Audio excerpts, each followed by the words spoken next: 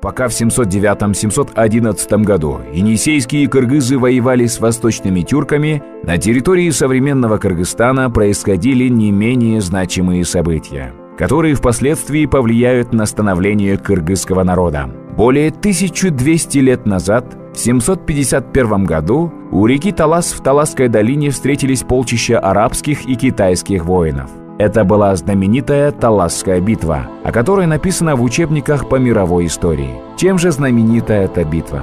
4 дня 2 больших войска стояли у реки, в ожидании, когда одна из сторон нападет. Проживало на данной территории племя карлуков, которое изначально было на стороне китайцев. За 4 дня ожидания карлуки успели договориться с арабами, и в финальный день атаковали китайцев с фланга.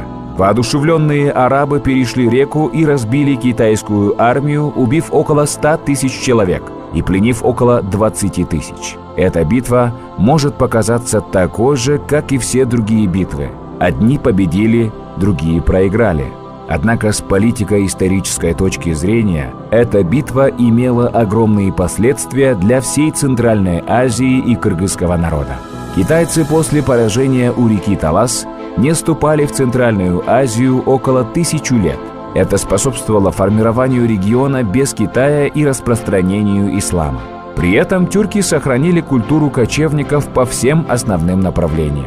В дальнейшем у тюрков появляется первое оседлое исламское ханство караханидов. Кара из древнекыргызского «сильный», «крепкий».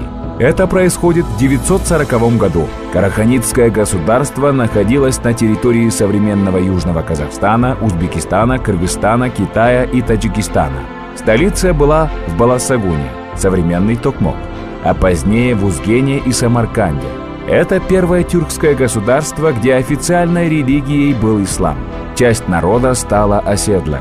И это дало тюркскому миру первых ученых, таких как Аль-Фараби, Махмуд Кашкари-Барскони и Джусуп Баласагуни.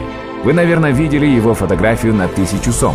Ислам переселил тюркские народы в города, а с оседлым образом жизни появилась возможность не только гонять табуны лошадей и отары овец, охотиться и воевать, но и грызть гранит науки.